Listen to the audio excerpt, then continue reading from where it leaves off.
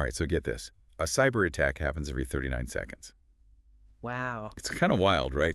And we are diving deep today into a particularly sneaky type, state-sponsored hacking that uses small and medium businesses, those SMBs we always hear about, as like unsuspecting stepping stones to hit these big targets like government institutions. It's a bit like that scene in Mission Impossible where they bypass the main entrance and they sneak in through the air vents. Except in this case, the air vent is a small business that might not even know they've been compromised. Okay, that is a great analogy. And the sources you provided, they've got some real-world examples that are just crazy, especially in media and construction, which we're going to focus on today. Those sectors seem particularly vulnerable. They are. What's fascinating is that while the targets are these like high-profile government agencies, the methods used often exploit really, really basic vulnerabilities like human error and trust. So it's not always about super high-tech hacking tools. It's about finding those weak points in human behavior. Exactly. And that's where those advanced persistent threat groups, or APTs, come in. These aren't your average hackers looking for a quick buck.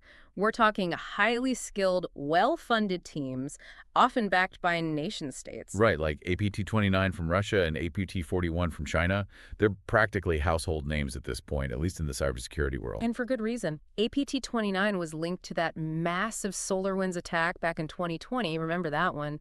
They infiltrated all sorts of U.S. government agencies. Oh, yeah. And APT-41. They've been linked to some serious financial crimes, stealing millions from banks and financial institutions. Wait, stealing money? I thought they were all about espionage and stealing secrets.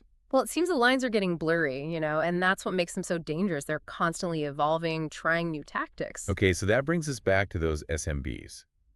Why would these elite hacking groups bother with smaller companies when they're after big fish like government ministries? Think of it this way. You've got this heavily guarded fortress, that's your government agency, and the APT is looking for the easiest way in. They realize that the fortress itself might be too tough to crack, but maybe there's a small village just outside the walls, a village that happens to have a back door into the fortress. That's your SMB. Okay, so they're using SMBs as a sort of launch pad for their attacks. Precisely.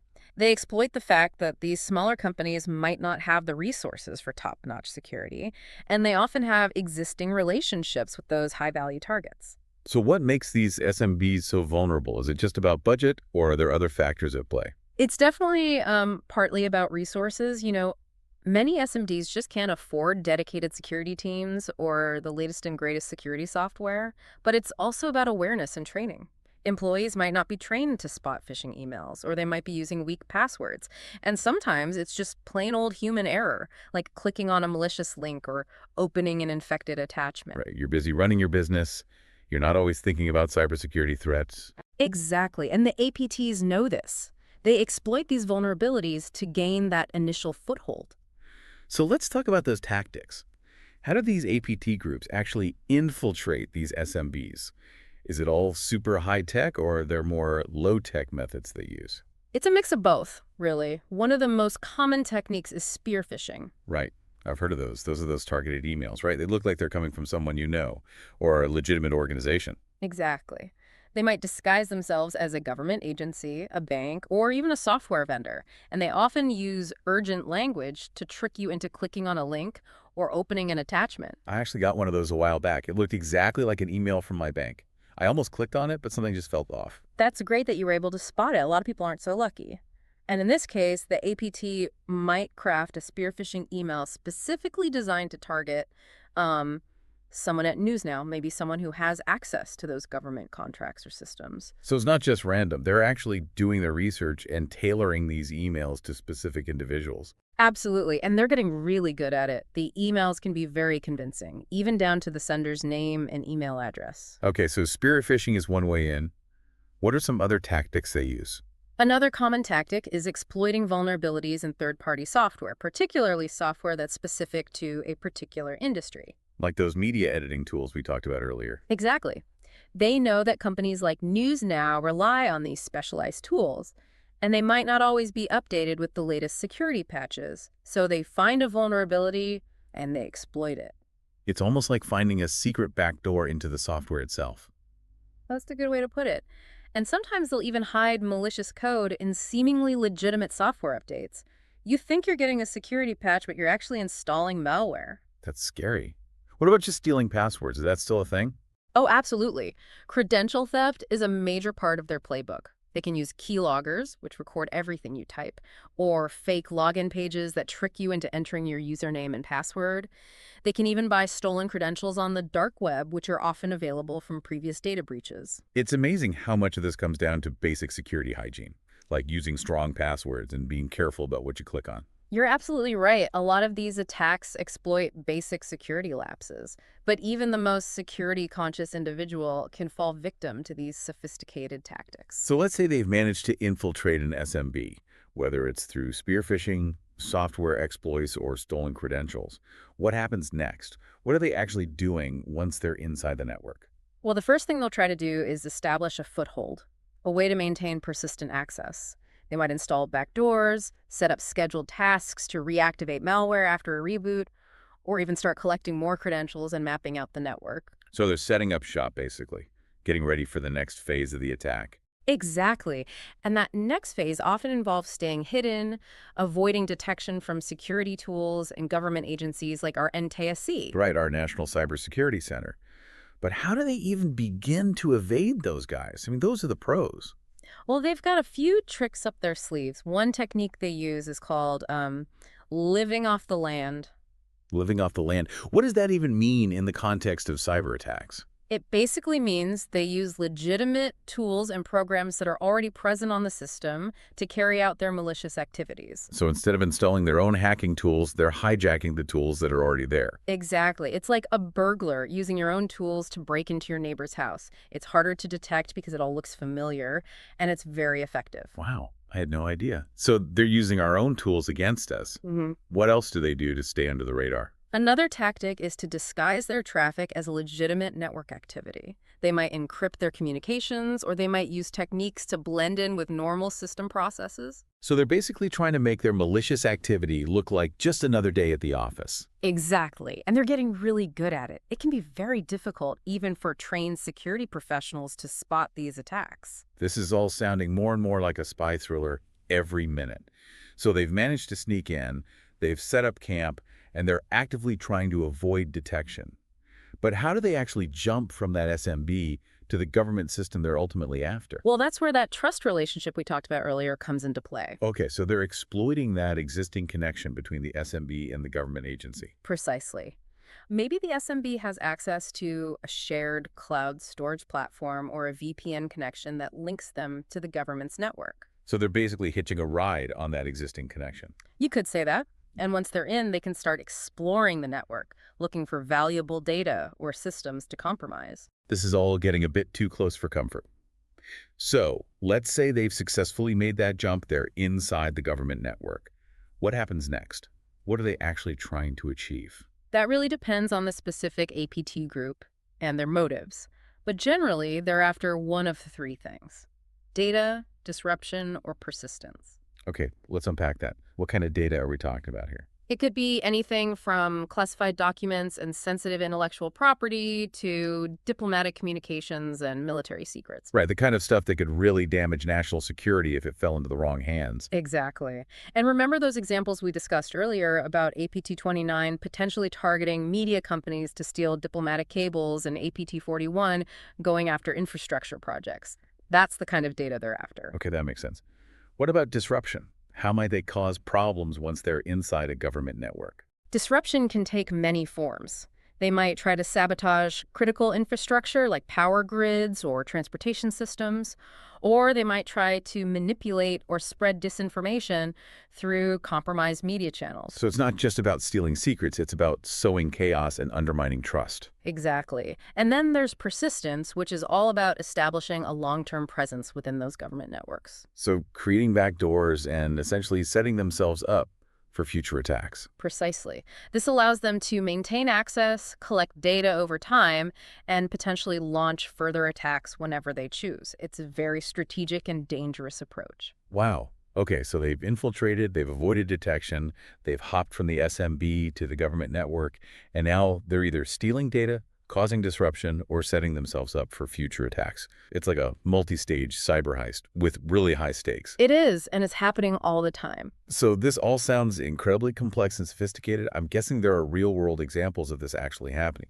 Oh, absolutely. The SolarWinds attack is a perfect example of how these APT groups can exploit the trust between SMBs and government agencies to infiltrate sensitive systems. Okay, I think we need to dig into that one. Let's use that as a case study to see how this all plays out in the real world. That's a great idea. The SolarWinds attack is a textbook example of a supply chain attack, and it really highlights the dangers we've been discussing. Perfect. All right. So we're back and ready to dissect this whole SolarWinds thing. I remember when it hit the news, it was a huge deal. But I'll admit some of the technical details went over my head. It was a pretty sophisticated attack, even for an APT group like Cozy Bear, which is what they call APT-29. They basically poisoned the well, so to speak, by compromising the software update process of SolarWinds, this company that provides IT management software to tons of organizations, including a whole bunch of U.S. government agencies. So it wasn't like they hacked into each agency individually. They went after the software they all used. That's pretty clever. It is, and incredibly devious. Think about it. Everyone trusts software updates, right? We're all told to install them right away to stay protected. In this case, that trust was completely weaponized. You're telling me these government agencies downloaded malware thinking it was a security update? That's exactly what happened. The malware, which they called SUNBURST, was hidden inside a legitimate software update. And because SolarWinds software was used by so many high-profile organizations, it was like they hit the jackpot. Thousands of companies and agencies were infected without even realizing it. Hold on, how did they even manage to slip their malware into the actual update? That seems like a seriously high-level hack. It was. They had to breach SolarWinds systems first, which is impressive in itself. Then they had to figure out how to inject their malicious code into the update process without being detected. And remember, they were dealing with a company that specializes in IT security. Double impressive. So they essentially became invisible, hiding in plain sight. Exactly, and that's what allowed them to operate undetected for months. Think about it. They had access to all these networks, all this sensitive data for who knows how long. It's mind-blowing. So what was the fallout? What were they able to accomplish during those months of access? Well, we still don't know the full extent of the damage, but we know they were able to steal sensitive data from multiple government agencies, including the Department of Homeland Security, the Treasury Department, and even the Department of Energy, which oversees our nuclear weapons stockpile. That's terrifying. Yeah. I mean, we're talking about some of the most sensitive information imaginable. This wasn't just some petty cybercrime. This was a major breach of national security. It was a wake-up call, that's for sure, and it really highlighted the vulnerabilities of our interconnected world. The fact that one compromised software update can have such a massive ripple effect is incredibly sobering. Okay, so we've established that these APT groups are seriously dangerous and that they're using incredibly sophisticated tactics. But what can we do about it? I mean, it feels like we're playing a constant game of catch-up. They develop a new attack, we figure out how to defend against it, and then they come up with something even more devious. It can feel that way, but it's not hopeless. We have to shift our mindset from reaction to prevention, and that requires a multi-pronged approach. Governments need to step up their game, SMBs need to take security more seriously, and individuals like you and me need to be aware of the threats and take steps to protect ourselves. Right, because at the end of the day, we all have a role to play in this. Yeah. Okay, so let's break it down. What can governments do to make it harder for these APT groups to operate? Well, one of the most important things is setting clear cybersecurity standards for government contractors and suppliers, especially those who have access to sensitive systems or data. Think about it. If a small media company is working with the Ministry of Defense, they should be held to the same security standards as a major defense contractor. That makes sense. It's like raising the bar for everyone who's involved in these critical projects. Exactly. And there are frameworks like the NIST cybersecurity framework that provide guidelines for managing and reducing cybersecurity risk.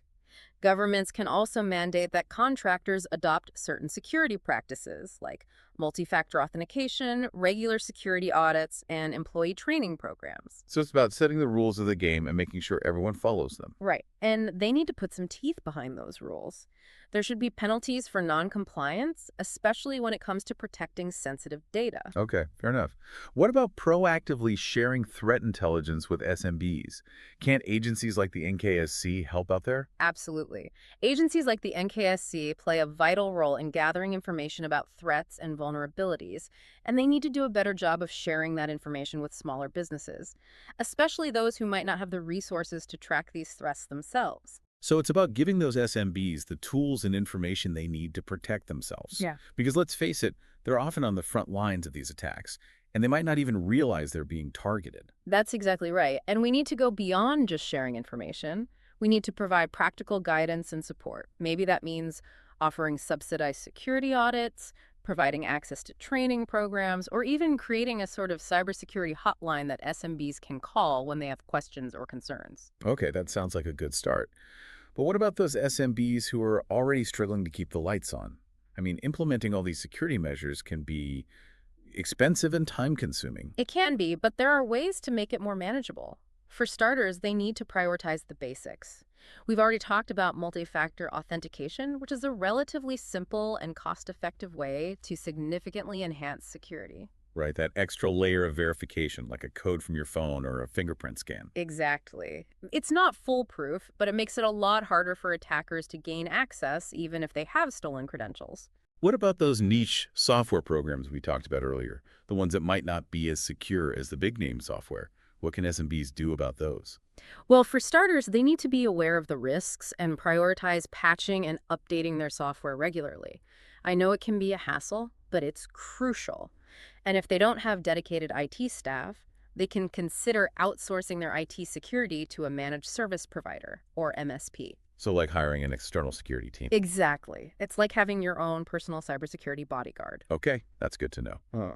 What about employee training? We talked about those spear phishing attacks and how they prey on human error. How can SMBs educate their employees and make them more aware of these threats? Employee training is absolutely crucial. Think of it as building a human firewall. SMBs can implement regular cybersecurity awareness training programs to educate employees about the different types of threats like phishing scams, suspicious links, and the importance of strong passwords. So make it part of the company culture, like regular fire drills, but for cyber attacks. Exactly. And it doesn't have to be boring lectures or complicated manuals. There are interactive training platforms that use simulations and real-world scenarios to make it more engaging and effective. Okay, that's smart. And what about those living off the land attacks we discussed? How do SMBs even begin to detect those? Those are definitely tricky. But one option is to implement security information and event management, or SIM systems. Now, I know those can sound intimidating, but they're basically like having a digital detective constantly watching your network for suspicious activity. So they're looking for those subtle clues that something might be off. Exactly. They analyze log data, they look for unusual patterns, and they can even alert you in real time if they detect something suspicious. I imagine those systems can be pretty expensive though, right? They can be. But there are cloud-based solutions available that are much more affordable and easier to manage, especially for smaller businesses. Okay, so it's about finding the right tools and resources that fit your budget. Right. And it's important to remember that security is an ongoing process, not a one-time fix. You have to constantly adapt and evolve as the threats change. It's like a never-ending arms race. You could say that. And the stakes are getting higher all the time. So we've talked a lot about what governments and SMBs can do. What about us, the everyday folks? What can we do to protect ourselves? Right, because this stuff can feel pretty overwhelming. I mean, we can't all be cybersecurity experts. We don't have to be, but we do need to be aware of the risks and take some basic precautions. Like what? Give us the top 3 things we should all be doing right now. First, use strong passwords and enable multi-factor authentication whenever possible. That goes for your personal accounts as well as any work-related accounts. Second, be cautious about what you click on. Don't open emails from unknown senders, and think twice before clicking on links, even if they look legitimate. And finally, keep your software updated. Those updates might be annoying, but they often contain important security patches. Okay, so it's the digital equivalent of locking your doors, being aware of your surroundings, and keeping your alarm system up to date. Exactly. It's about being proactive and minimizing your risk. Because at the end of the day, we're all potential targets in this interconnected world. Okay, that's good advice. But I have to ask, is there any way to actually prevent these attacks from happening in the first place? I mean, it feels like we're always on the defensive. Well, prevention is always the goal, but it's a complex challenge. We need a fundamental shift in how we approach cybersecurity. We need to invest more in research and development. We need to foster a culture of collaboration and information sharing. And we need to hold those who engage in malicious cyber activity accountable. So it's not just about technical solutions, it's about changing the entire landscape of cyberspace. Exactly. It's about creating a more secure and resilient digital ecosystem. And that's a challenge that requires everyone's participation. Okay, so we've covered a lot of ground in terms of prevention and mitigation, but I want to circle back to something you mentioned earlier about the ethical implications of all of this, especially when it comes to governments increasingly relying on SMBs for critical projects, even though those SMBs might not have the same level of security as larger organizations. Right. It's a tricky situation. On one hand, governments need to be efficient and cost effective, and sometimes that means working with smaller businesses. But on the other hand, they have a responsibility to protect sensitive information and ensure the integrity of critical systems. So it's a balancing act, finding that sweet spot between cost, efficiency, and security. Exactly. And I think there needs to be more discussion about where that line should be drawn. When does the risk to national security outweigh the cost savings of working with a smaller company? And who is ultimately responsible when things go wrong? Those are some tough questions, and I don't think there are any easy answers. I agree. But I think we need to start having those difficult conversations because as our reliance on technology grows, so do the risks. All right, we're all in this together, whether we like it or not. We are, and we all have a stake in making this digital world a safer place. All right, well, we've covered a lot of ground in this deep dive. We've explored the shadowy world of APT groups, dissected the anatomy of a supply chain attack, and discussed the ethical implications of all of this. Now, I think it's time to bring this whole conversation to life with a real-world scenario. Let's see how these attacks can play out in practice. Okay, so before we were talking about how governments need to find that balance between cost and efficiency and security when it comes to working with SMBs on these sensitive projects. And I think a real-world scenario might help illustrate just how high the stakes can be. You ready to get into it? Absolutely. Let's see how this whole supply chain attack thing can play out. All right, picture this. We've got a small media company. Let's call them News Now. They're not huge, but they've got a solid reputation. They do some local news coverage, but they've also landed a few government contracts, producing things like public service announcements and training videos, let's say, for the Ministry of Defense. Okay, I can already see where this is going. They've got that connection to a high-value target, but they might not have the same level of cybersecurity as like a larger media organization. Right. They're working with sensitive information. They have access to government networks, but they might be a little more vulnerable to these kinds of attacks. Exactly. So let's say our APT group, in this case APT 41, has decided to target the Ministry of Defense. They're after some classified documents related to a new defense project. Okay, so how do they use News Now to get what they want? Where do they even begin? Well, the first step is reconnaissance. They need to gather as much information as possible about News Now. Their employees, their systems, their security practices. Yeah, they're doing their homework, basically scoping out the target. Exactly. And they've got a lot of tools at their disposal. They might scan social media, look for employee profiles on LinkedIn, search for any public information about their IT infrastructure, maybe even try to buy stolen credentials on the dark web. Wow. So they're building a whole profile of the company and its employees. They are. And let's say they discover that News Now uses a particular video editing software, one that's pretty popular in the industry. They dig a little deeper and find out that this software has a known vulnerability, a security flaw that hasn't been patched yet. Okay, I see where this is going. Yeah. They're going to exploit that vulnerability to get inside NewsNow's network, right? Right. But they need a way to deliver their malware, so they craft a very convincing spear phishing email. It looks like it's coming from the software vendor itself, maybe announcing an urgent security update.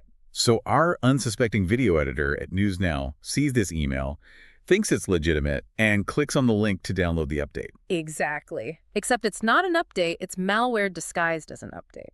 And just like that, APT41 has a foothold inside NewsNow's network. So they're in, now what? Now they need to avoid detection and start moving laterally, exploring the network, looking for connections to the Ministry of Defense. But they're going to use those living off the land techniques we talked about, right? Exactly. They're going to use legitimate tools and programs that are already present on the system to carry out their malicious activities. So it might look like normal network traffic, even to a trained eye. So they're like ghosts, moving silently through the network. That's a good way to put it. And eventually they find what they're looking for: a connection to the Ministry of Defense.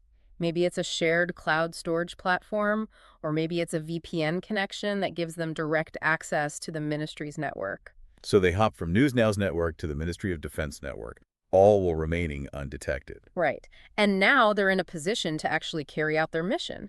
They can start searching for those classified documents. They might install keyloggers to capture passwords, or they might even set up backdoors for persistent access so they can come and go as they please. And the Ministry of Defense might not even realize they've been compromised until it's too late. That's the scary part. These attacks can be very stealthy, and they can go undetected for months or even years. By the time the victims realize they've been targeted, the damage is already done. So what's the lesson here? What can we take away from this scenario? I think the biggest takeaway is that these APT groups are incredibly patient and persistent. They're willing to play the long game, to wait for the right opportunity, and to exploit even the smallest vulnerability. So vigilance is key. Absolutely. We all need to be aware of the threats, and we need to take steps to protect ourselves. Whether you're a government agency, a small business, or just an individual, you're a potential target in this interconnected world. This has been a truly eye-opening deep dive. We've learned about these sophisticated tactics used by state-sponsored hackers, the dangers of supply chain attacks, and the importance of a proactive and multi-layered approach to cybersecurity. I want to thank you for walking us through all of this. It was my pleasure. And as we've seen, it's not just about technology. It's about awareness, education, collaboration, and a shared commitment to security. Well said. Thanks for joining us on this deep dive. Until next time, stay safe, stay informed, and stay vigilant.